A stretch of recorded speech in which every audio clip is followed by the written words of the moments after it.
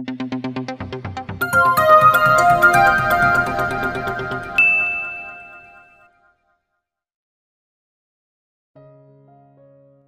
si Selena na masakit ang buong katawan. Maliwanag na ang sikat ng araw, at bakas sa kumot na nakabalot sa katawan ang nangyari kagabi. Zayn was gone. Hindi niya namalayan kung anong oras ito lumipat sa sariling silid. Tumayo siya at tumingin sa salamin. She wasn't the same Selena anymore. Innocent eyes were gone. She just made love to her husband last night. At least for her she did it for love. Pumasok si Selena sa banyo, at nagbabad sa bathtub. She can still feel how Zayn made love to her. Hindi niya alam kung paano ito haharapin mamaya. Pagkatapos ng pagbababad sa bathtub ng 1 oras, ay umahan si Selena at nagbihis. Pilit niyang itinago sa concealer ang mga bakas sa katawan. At least para hindi naman makita ng mga katulong pagbaba niya. Sinilip niya ang orasan sa bedside table, halos 12:00 na ng tanghali. Bumaba siya sa komedor at naghanap ng makakain. Wala siyang ibang kasama kundi mga katulong. Hindi tumawag si Zayn para kumustahin siya. Hindi niya rin alam ang number nito kaya pagkatapos kumain, ay nagdesisyon siyang matulog na lang maghapon. 6:00 na siya nagising ngunit wala pa rin kahit sino sa mga Albano ang dumating. Nagsabi ang katulong na gagabihin sina Julio at Armida dahil may pupuntahang okasyon sa isa sa mga business partners nito, kaya siya lang ang ipinagluto sa bahay. She sighed in disappointment. Kahit si Zayn at hindi man lang niya makasabay kumain. 8:00 naman nang may dumating na sasakyan. Nasa veranda si Selena noon at kasalukuyang nagpapahangin. Sumungaw si Ezekiel na siya palang dumating. Hey! Wika nito sa kanya na umupo sa tabi niya, at niluwagan ang necktie na suot. How are you and Zayn? We're okay. Nagkaayos naman kami pagkatapos. Saan nga pa siya? He didn't call you. Kasama siya ni Papa at Mama dumalo sa birthday ni Mr. Gonzales. Hindi tumawag si Zayn sa kanya para kumustahin siya, o magpaalam man lang na gagabihin. Sa bagay wala naman silang usapan na ganoon. Hindi ni Selena alam kung ano ang dapat asahan, pagkatapos ng nangyari kagabi. My offer still stands, Selena. I really need an assistant next week, dahil hindi pa ako nakakahanap ng reliever ni Susan. I really love the, Zek. Pero ayokong magalit na naman si Zayn. Yeah, I know. Nakita ko kung gaano siya tumutol kahapon sa suhestyon ko. I have a hint that he's jealous. Hindi ni Selena gustong umasam, pero masaya siya sa kaisipang na pagseselos niya ang asawa. Pero hindi rin niya gustong yun ang maging mitya nang nasimulan nilang pagkakaayos. Baka hindi na lang ako magtrabaho kung hindi gusto ni Zayn. Why? Huwag mong ikulong ang sarili mo dito sa bahay, dahil lang ayaw ni Zayn. Selena, I told you, you should fight for what you want. Hindi ko alam, Zek, ang alam ko lang ay ayokong makalikha ng gulo sa pamilya ninyo. You didn't. Kapag hindi ka binigyan ng posisyon ni Zayn, ay ako ang magbibigay sayo. Hindi na si Selena kumontra kay Ezekiel. Sa kanya na ipagkakausap kay Zayn ang bagay na iyon. Nagpaalam siya kay Ezekiel na magpapahinga na sa silid. Isang masuyong halik ang nagpagising sa kanya, at nang idilat ang matay na silayan ang asawa. He was still in his suit, at naamoy niya ang alak sa hininga nito. Nang maramdaman ng asawa ang paggising niya'y lumalim ang halik nito. Didn't I tell you to transfer in my room? Wika ni Zayn in between his kisses. I will tomorrow, she answered in between moans. Walang tigil sa pagdama sa kanya si Zayn. Do you know that I was thinking of you the whole day, sweetheart? He whispered in her ear and bit her earlobe. Gumapang ang kilati sa buo ni Selena na katawan. But you came home late. Saan ka galing? Hindi maintindihan ni Selena kung bakit kailangan pa nilang mag-usap, sa kabila ng init na nararamdaman niya. I'm sorry, sweetheart, kailangan kong ipag-drive ang mama at papa. Did you miss me? Hindi siya sumagot. She wanted him to stop talking and make love to her instead. Pero mukhang natutuwa pa si Zayn sa pagkainip niya. Answer me, sweetheart, did you miss me? Inilapit ni Zayn ang mukha sa kanya, habang ang kamay nitong nasa katawan niya'y pinaglandas nito pababa. He stroked his hand and she moaned in delight. Answer me. No, she lied. Hindi niya kayang tignan ito sa mata dahil sa naliliyong pakiramdam niya. Itinataas ni Selena ang katawan para salubungin ang kamay ni Zayn, na walang tigil sa pagdama sa katawan niya. Why do you always lie, sweetheart? Isa pang tanong, did you miss me? Yes, hindi na si Selena halos makahinga, at nilukob na siya ng pagnanasa. Yes, Zayn, that's my girl, he said in satisfaction. Lumayo ito sa mukha niya at bumaba sa parteng dinadama nito kanina. Nagtagal ito doon hanggang sa hilingin niyang tumigil na.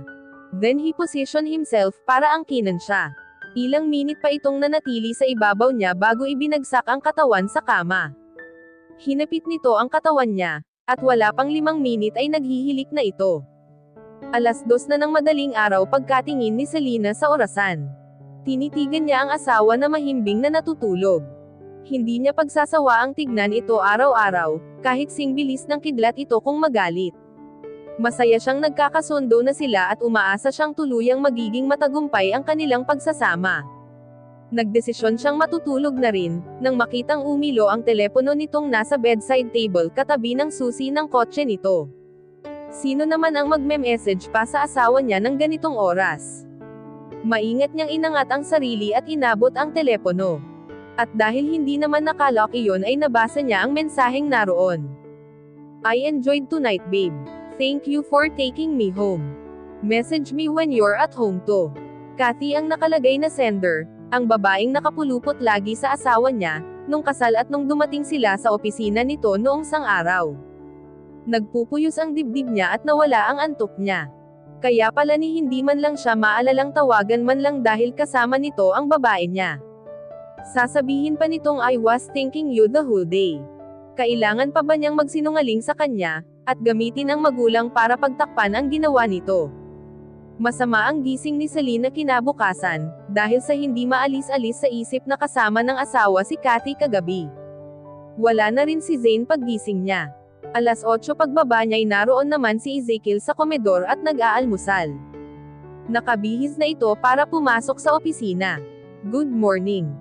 Wika nito habang humihigop ng kape. Good morning, inabot ng katulong sa kanya ang bagong timpla ng kape. Her thoughts are still on her husband. Dito din pala umuwi si Zayn kagabi. 12:00 umuwi ang mama at papa, pero wala siya. But I saw him left early today. Casual nitong sabi at hindi niya naitago ang inis. Woke up at the wrong side of the bed. Tanong nito nang makitang nakasimangot siya. May relasyon ba ang Kathy na yon sa asawa ko, Zek? Nagulat ito sa tanong niya pero agad ding nakabawi. Well, bago ka dumating sa buhay ni Zayn, ay isa siya sa aali-aligid sa asawa mo. I told you, he had so many women. Yeah, with his looks and money. Wala sa sarili niyang sambit. You are far prettier than her, Selena. Bakit mo nga pala naitanong?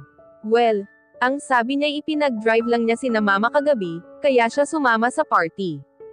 Pero nabasa ko ang text ng Kathy na iyon na hinatid pala niya. What time did he come home last night?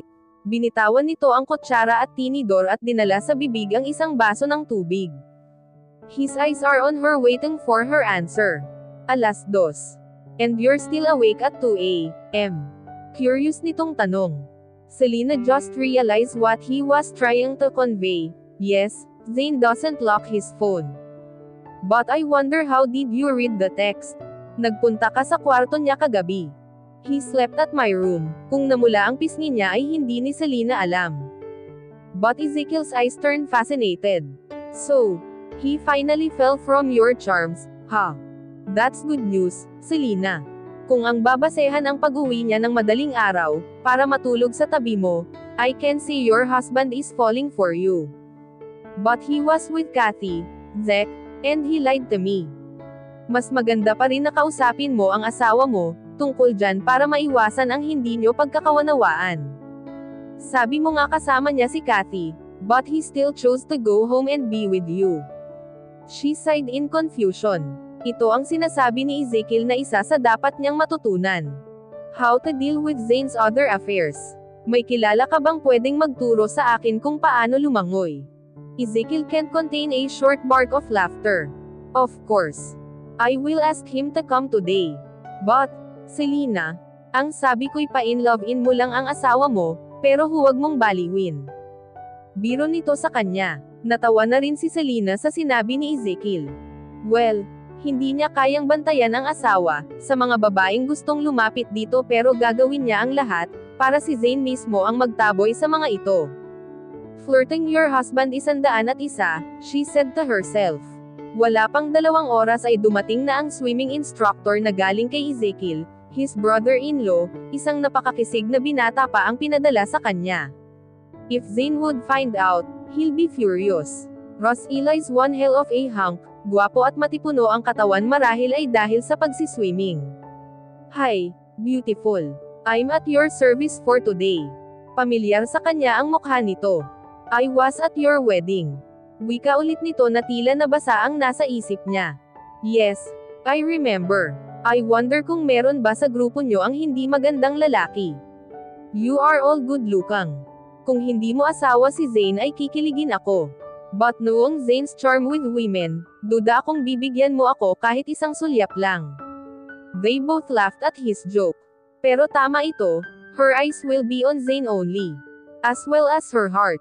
Tinuruan siya nito ng basic techniques at proper breathing sa unang session nila. Sa unay naiilang si Selena, sa pagkakadikit ng kanilang mga katawan, pero sa katagalan ay napalagay na rin ang loob niya. Umabot sa 3 oras ang swimming lesson nila na talagang ikinapagod niya. Pagkatapos kumain at umakyat siya ng kwarto at inilipat ang mga gamit sa kwarto ni Zayn, pagkatapos ay umidlip sa kama nito. Hindi niya namalayan kung gaano siya katagal nakatulog, 6:00 na ng gabi nang magising siya. Makalipas ng 1 oras ay dumating si Zayn, habang nakababad siya sa bathtub. Hindi niya inaasahan na dadating ito ng maaga. He stared at her habang siya ay hindi malaman kung paano itatago ang hubad na katawan. Maaga ka yata ngayon, wala ka bang hinatid? Wika ni Selena na pinatigas ang tono, para itaboy ito sa banyo. She can see hunger and passion in his eyes as he stares at her. Zayn unexpectedly found his wife in his room, soaking wet in his bathtub. At hindi niya maitago ang pagnanasang nararamdaman. Dagli niyang hinubad ang suot at sumalang doon sa gulat ni Selena. Hindi nakaligtas sa kanya ang galit na tono nito, hino na why. Nabasa nito ang text ni Kathy ng madaling araw, dahil bukas na ang message bago pa niya mabasa. Zayn, protesta ni Selena nang hapitin niya ang katawan nito. Isinandal niya ang likod ng asawa sa dibdib niya. They are both naked and heat flowed over his body. I'm glad I came early, my wife. I always want to go home, kung ganito lagi ang madadatnan ko dito. He started kissing her cheeks.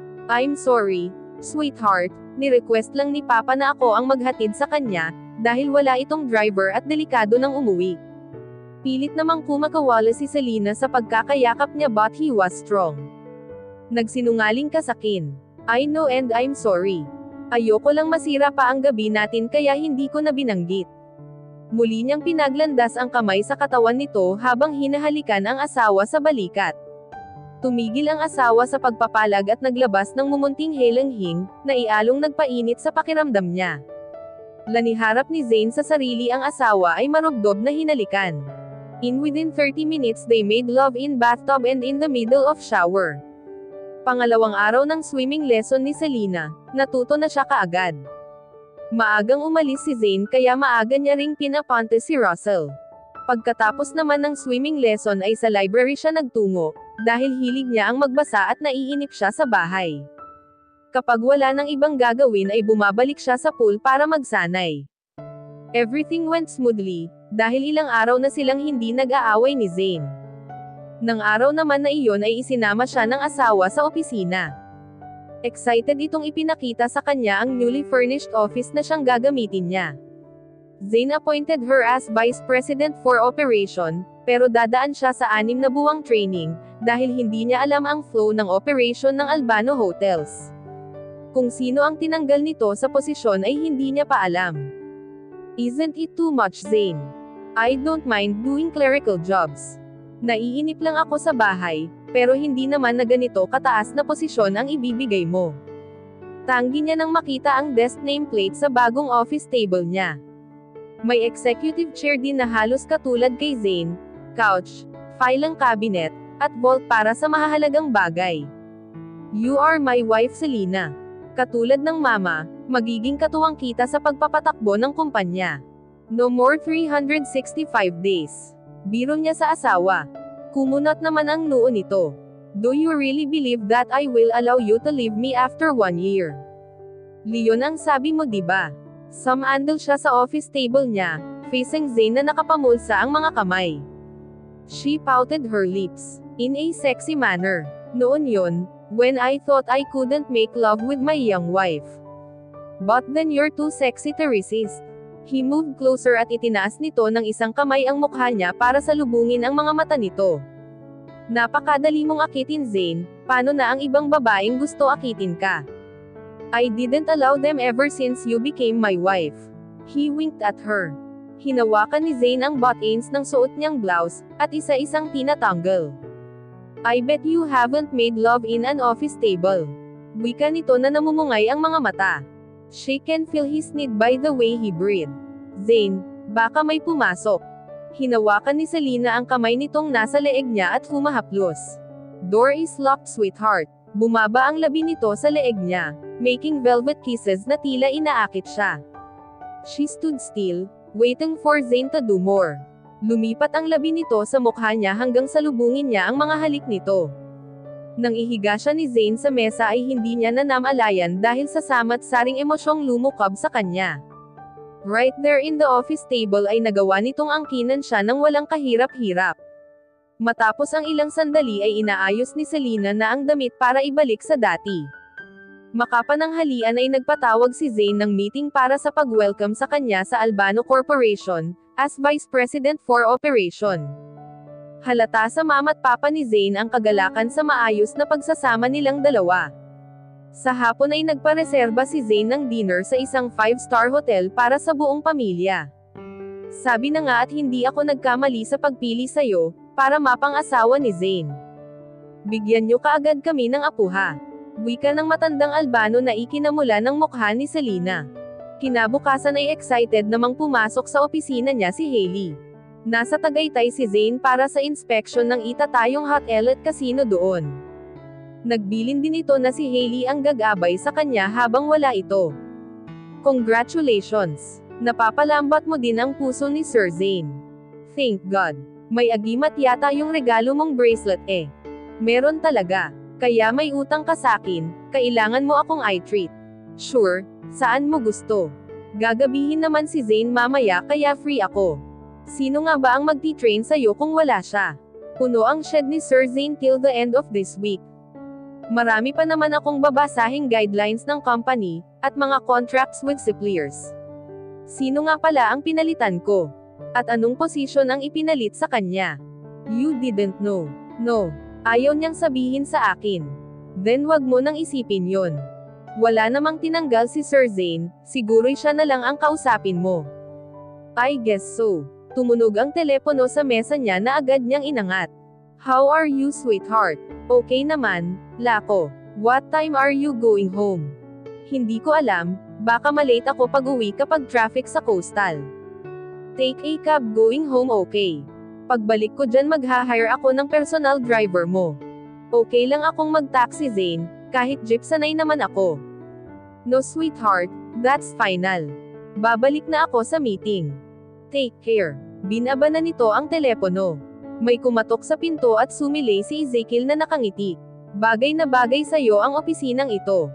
And Zayn made sure na malapit ka lang sa opisina niya, ha? Wika nito well, since kailangan ko siyang bantayan against unwanted visitors, it's an advantage for me actually. Don't worry, ipapaalam ko sa'yo kapag may kontrabidang dadalaw kay Sir Zayn. Wika naman ni Hailey. We're going out later, gusto mo sumama? Wika ni Selena kay Ezekiel. At ubili naman itong sumagot, sure, no problem. Para may kasama na rin kayo pauwi. Wika nito, bakit mo pa siya niyaya Selena? Sana tayong dalawa na lang. Ani Hailey nang lumabas ng silid si Ezekiel. Ayaw mong kasama si Zek. Bakit naman? Hindi ba crush mo siya? Hindi sumagot si Hailey na tila malalim ang iniisip. Hey, okay ka lang. Bahagya lang naman itong tumango sa kanya. I'm sorry. Okay naman kayo ni Zek, di ba? Okay lang naman. Babalik muna ako sa table ko, see you later. Wika nito na pilit ngumiti. 5:30 ay lumabas na si Selena ng silid at dumaan kay Hailey. Ilang sandali pa'y kasama na nila si Ezekiel, na binabaybay ang Rojas Boulevard. Naninibago si Selena, sa katahimikan ng dalawa pero ayaw niyang magtanong. Sa isang seafood restaurant sila dinala ni Ezekiel. Umorder naman si Hailey ng wine, para sa kanila. Hindi pa i-serve ang pagkain ay ang alak na ang hinarap nito. Hey, okay ka lang ba? Tanong ni Selena kay Hailey nang umalis sandali si Ezekiel sa mesa. Of course. Huwag mo akong alalahanin. Sagot naman nito. I know something's wrong. We'll talk about it tomorrow. Wika nito sa kaibigan. At dahil hinatid pa nila si Hailey sa bahay, ay ginabi sila ng uwi. Hailey acted weird, napansin mo ba? Tanong ni Selena kay Ezekiel na tahimik lang na nagmamaneho. Hindi naman ito sumagot na tila malalim din ang iniisip. Hey, Zek. Tinapik niya ang braso nito at nagulat pa ang bayaw. Ang sabi ko, Hailey is acting weird. At ngayon ikaw rin. Is something wrong between you and Hailey? Wala. Seryoso nitong sagot. Hindi na siya muting nagtanong pa. Nasa bahay na si Zane nang dumating sila. Pinuntahan niya ito sa veranda, na kanina pa daw naghihintay, sabi ng katulong. Bakit ginabi kayo ng uwi? Didn't I tell you to take a cab? I'm sorry. Nag-dinner lang kami nila Hailey and Ezekiel. Really? Tumayo ito at tumuloy sa kwarto habang nakasunod at patuloy si Selena sa pagpapaliwanag. I'm sorry Zane, hinatid lang namin si Hailey bago umuwi. Wala kaming ginawang masama. I called you a while ago pero wala kang sinabi sa akin. Yes, I know, I forgot to tell you. Forgot to tell me, he exclaimed. Very nice Selena. What's wrong with you? Nag-sorry na nga diba? Do you really have to be that mad? Wika niya. That's your brother for Pete's sake. Lumabas si Selena ng kwarto, at uminom ng tubig sa komedor. Narinig naman niya ang pagbalya ng pinto saka ang pagharurot ng sasakyan. Kinatok niya ang kwarto ni Ezekiel pagkaalis ni Zane. May malalim ba kayong hindi pagkakaunawaan ni Zane?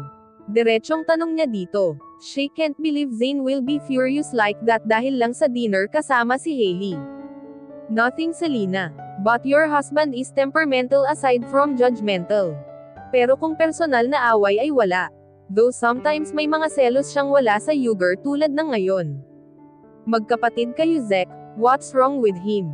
Well, kung sa magulang namin ay madalas din siyang magselos dati pa. Tulad ng sabi ko, when we were kids sa yaya lang kami parati. But when he gets older at ako naman yung baby nung time na yon, madalas akong isama ni mama sa office dahil umiiyak ako sa yaya. That started it. Na ako daw ang mas mahal, he was also seeking attention, but my parents thought he can take care of himself already. Napabuntong hininga si Selena. She would be more sensitive next time.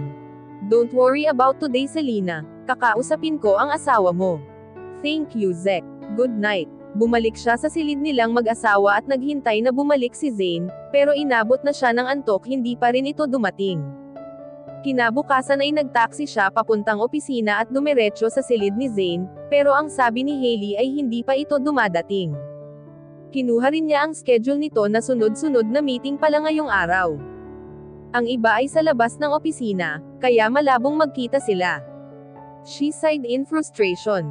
Monthsary nila dapat ngayon, pero bukod sa busy si Zane ay galit pa ito sa kanya. Alas 5 ng hapon nang itimbre ni Hailey na dumating si Zane ngunit aalis din agad. She hurried to his office at nagulat ito pagkakita sa kanya. Bakit hindi ka umuwi kagabi? Pinatigas ni Selena ang tono kahit gusto niyang tumakbo sa asawa, at umiyak. Ilang linggo nang maayos ang pagsasama nila at hindi niya gustong nagagalit ito. Obviously I don't want to talk to you. Just like that. Gusto niyang murahin ito sa paraan ng pakikipag-usap ni Zane sa kanya, dahil lang sa napakababaw na dahilan. I still have a meeting at Shangri-La. Leave your message to Hailey, and ask her if you need anything. Hindi ko alam na kailangan ko pang idaan sa pamo, ang happy monthsary na pabati ko. Ganoon nga siguro kapag CEO na ang asawa mo. Anyway, have a good day Mr. Albano. Nagulat ito lalo nang makita ang luhang hindi niya napigil ang palm attack. Dagli siyang lumabas sa opisina nito bago pa ito makabawi. She locked her doors at doon itinuloy ang pag-iyak. Zane stunned for a moment. Sinubukan niyang habulin ang asawa, pero nag-lock na ito ng pinto. At malilate siya sa meeting kapag kinausap niya ito. Hailey, please buy flowers for my wife and send it straight to our house. Paki-cancel na rin ang meeting ko with Mr. Mitra at 9 p.m. Sandali lang naman ang meeting niya sa Shangri-La, aabot pa siya sa hapunan sa mansyon. Alas 7 ay kumain na si Selena kasama ang mga biyenan na maagang umuwi. Si Ezekiel at Zandro ay sa kondo uuwi. Pagdating niya kanina'y may naghihintay ng bulaklak sa living room. Sandali lang niya iyong tinignan, at iniwan din kung saan nilagay ng katulong. Pagkatapos kumain ay nagpasya siyang mag-swimming mag-isa. Nagpapasalamat siyang nagpaturo siyang mag-swimming, habang hindi pa siya nagtatrabaho sa Albano Corporation. Nakakawala din ng stress ang paglangoy at pagbababad sa tubig. Kalahating oras siyang nagparot-par ito sa pool, bago umupo at pinagmasdan lang ang malinaw na tubig. Naalala niya ang kapatid na si Joanna, na hindi niya nadalaw mula nang iniwan siya dito ng ama-amahan. Kumusta na kaya ang mga ito? You never bothered to appreciate the flowers. Wika ng baritonong boses. Hindi ni Selena namalayan ang pagdating ni Zane, siguro dahil abala siya sa paglangoy kanina. There's no note in it. I don't know if it's for someone else. Bumaba siya sa tubig at inilubog ang katawan. She was wearing two-piece at naiilang siya sa titig ni Zane, sa kabila ng maraming beses nang may nangyari sa kanila. Niluwagan ni Zane ang necktie sa katinanggal. Nakita niyang naghubad din ito ng suot hanggang sa brief na lang ang matira. Laniwas niya ang tingin sa matipunong pangangatawan nito. Bumaba ang asawa sa pool at tumapat sa kanya. I'm sorry, nawala sa isip ko. Wika ni Zane sa mababang tono. Kung di ko din kaya tanggapin ang sorry mo at umalis ako ngayong gabi. That's not fair. Paanong hindi naging fair yon? You were with someone else. May ibang involved kumbaga. While at was at the meeting the whole day today. Si Hailey lang naman dapat ang kasama ko. But Ezekiel entered my office, kaya niyaya ko na lang din. He was at your office yesterday. Kumunot na naman ang noo nito. Yes. At ano naman ang problema dun? He's your brother. Nang hindi nagbago ang reaksyon nito'y ginagap niya ang kamay nito. I love you Zane. Hindi ko pa narinig sa'yo ang salitang iyan mula nang ikasal tayo. Kung hindi mo na alam ang salitang yan hayaan mong kahit ako na lang ang magsabi. But believe it in your heart. At hindi ako gagawa ng ikagagalit o ikasasama ng loob mo. Not intentional at least. Niyakap siya ni Zane ng mahigpit, at sapat na iyon. Mahal niya ito at gagawin niya ang lahat para maging maayos lagi ang kanilang pagsasama. I'm sorry sweetheart. I admit I got scared. Malaki ang agwat ng edad natin, hindi ko alam kung paano pakibagayan ang tulad mo. I don't watch movies anymore. I don't date. Hindi ko na rin alam kung paano manligaw. You might want someone your age. That's stupid Zane. Kahit sa bahay lang tayo maghapon at luto lang ng katulong okay na sa akin. As long as I lie beside you when we sleep at night and when I wake up in the morning. She cupped his face and for the first time she saw him uncertain and insecure. Tumingkayad siya para halikan ito sa labi.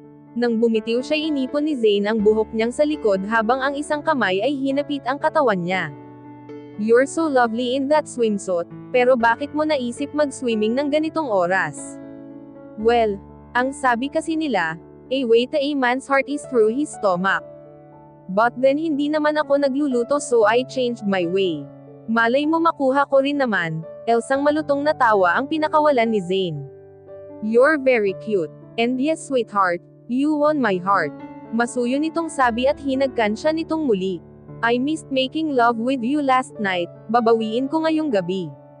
Kung wala lang ang mga katulong ay aangkinin kita dito. He winked at her at hinayla ni Zane ang kamay ni Selena para umahan. At dito na po nagtatapos, ang ika-4 na kabanata ng ating kwento.